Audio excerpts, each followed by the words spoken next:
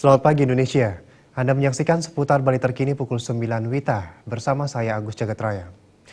Usulan pembatasan masa keanggotaan anggota legislatif dinilai positif. Namun dalam usulan tersebut, masa keanggotaan legislatif duduk di daerah dan pusat harus disamakan bukan dibedakan karena menimbulkan ketidakadilan dan terkesan diskriminatif. Undang-undang pemilu kini tengah digodok pemerintah pusat. Muncul usulan agar masa jabatan anggota legislatif dibatasi. Untuk DPRD di tingkat kabupaten selama 2 kali periode masa jabatan, dan DPR pusat 4 kali periode jabatan. Wakil Ketua DPRD Kabupaten Gianyar, Made Togok, mengapresiasi usulan pembatasan masa jabatan anggota legislatif seperti dilakukan pada eksekutif, yakni pada jabatan gubernur atau bupati hanya boleh menjabat 2 kali periode. Namun Made Togok menyayangkan usulan masa keanggotaan anggota DPRD di daerah dan di pusat dibedakan.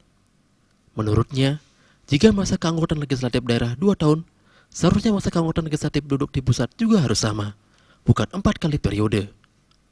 Jika terjadi perbedaan hal tersebut menjadi terkesan diskriminatif dan bisa menimbulkan ketidakadilan antara pusat dan daerah.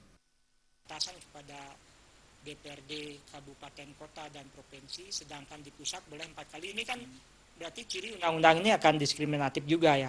Nah ini perlu dipikirkan ya. Membikin undang-undang itu tentu harus satu ya.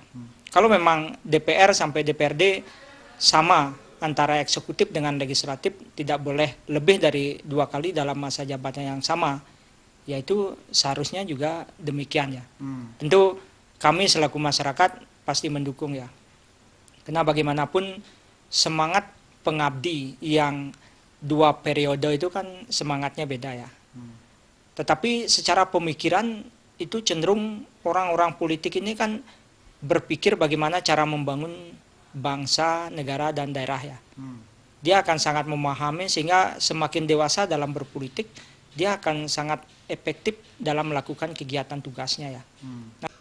Pembatasan masa keanggotaan anggota legislatif muncul di latar belakangi agar adanya regenerasi bisa lebih teratur sehingga membuka ruang-ruang bagi kader partai muda untuk merasakan kekuasaan.